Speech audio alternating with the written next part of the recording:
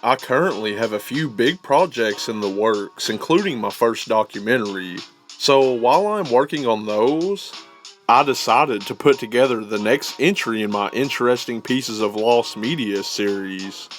Today, I'll be covering a lost sitcom, a canceled game, plus a bonus topic at the end.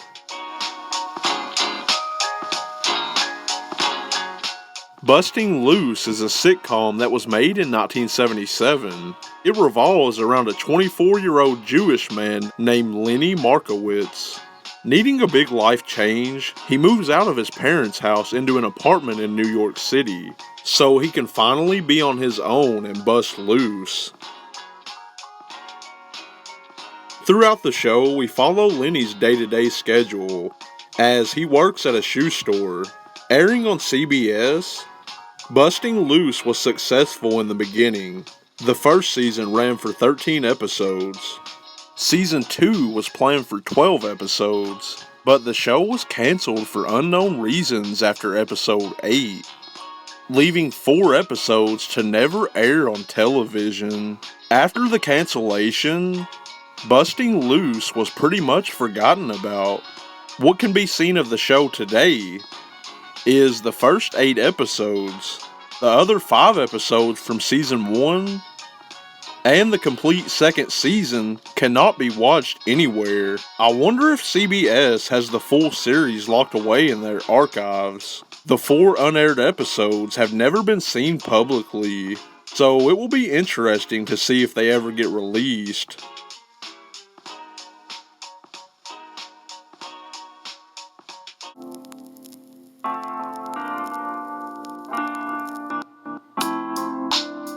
Clay Fighter is a fighting game series that made its first appearance on the Super Nintendo. In Clay Fighter, you fight as clay models of original characters. When the series moved on to the Nintendo 64 with Clay Fighter 63 1/3, the mechanics of the game did not improve much. Because of this, Clay Fighter 63 1/3 was panned by critics for the graphics, clunky gameplay, and unfair AI opponents. As a result, the team made an updated version titled Clay Fighter Sculptor's Cut. This game was released as a Blockbuster exclusive in 1998 and featured new storylines, an updated fighting system, and smoother gameplay overall.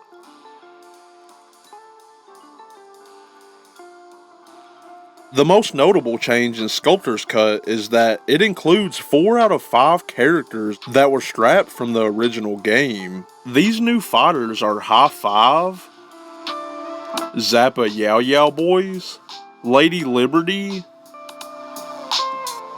and Lockjaw Pooch.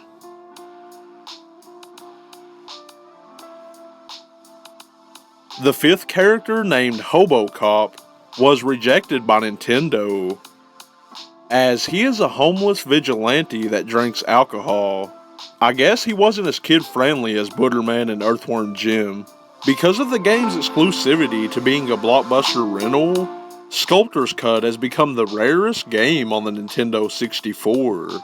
Due to its rarity, Sculptor's Cut is the most well-known game in the Clay Fighter series. However, today, I'm going to talk about a Clay Fighter game that was never released. Clay Fighter, Call of Putty, was announced in 2009 and was planned for a release on the Nintendo Wii and DSi. This game would be a remake of Clay Fighter Sculptor's Cut. Fans of the first 2 games were hyped, because this would be the official continuation of the series. Call of Putty would feature the same characters and would include claytalities. After the initial announcement, word of the game went silent. Clay Fighter, Call of Putty, was never spoke of again and was presumably cancelled. The main reason for the game's cancellation is that it looked outdated and didn't bring enough new things to the table.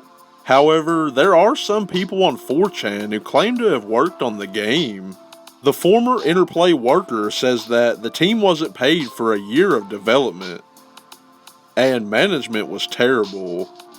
What can be seen of Clay Fighter Call of Putty today is a good amount of screenshots. Unfortunately, no prototypes or demo have been found yet, so we can't see the gameplay footage.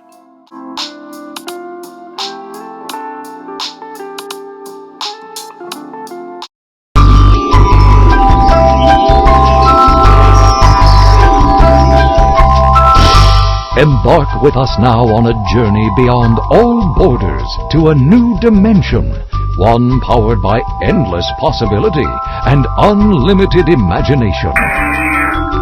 Center Sphere Concourse, Grand Central Station for thousands of cartoon stars.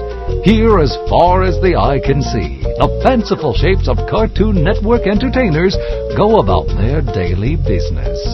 In the late 90s and early 2000s, Cartoon Network was the premier channel for kids my age, and was at its peak in popularity. Along with more success comes new projects, and with more people using the internet at this time, Cartoon Network began to create web games. I'm sure some of you remember these, like that Teen Titans game that we all loved back in the day. But right now, I'm going to talk about Cartoon Orbit. At Cartoon Orbit, each visitor is entitled to a unique experience. You'll explore the rich medley of worlds these creatures inhabit. You'll trade for pleasure and profit.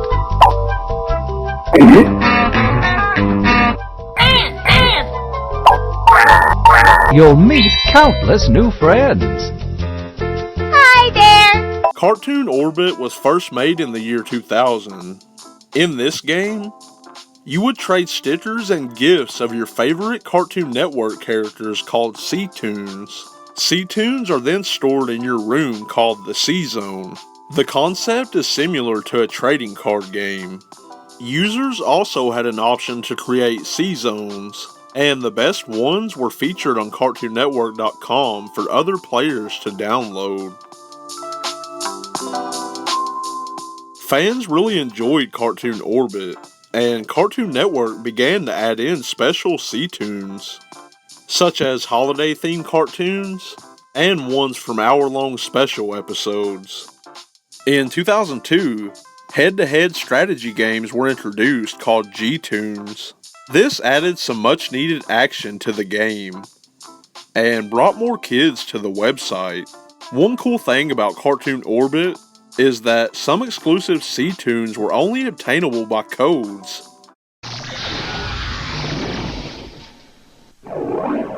Tonight's C-Tune password is purple.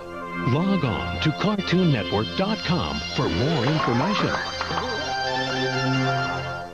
These interesting additions kept the game running strong for a few years, but Cartoon Network never updated the game again. And exactly 6 years after the 2000 launch, Cartoon Orbit was shut down on October 16th of 2006. The next time players went to load up the game, they were presented with a certificate that had their username printed out. This was Cartoon Network's way of thanking players for supporting Cartoon Orbit. After the cancellation, the game seemed to be gone forever. What can be seen today of Cartoon Orbit is the opening intro, some screenshots, and a few small clips of gameplay. Some people have tried to recreate the game and have been quite successful, but as of now, no playable version of Cartoon Orbit exists. That is, 2 interesting pieces of lost media. If you didn't get your fill of lost web games, go check out 9 interesting pieces of lost media.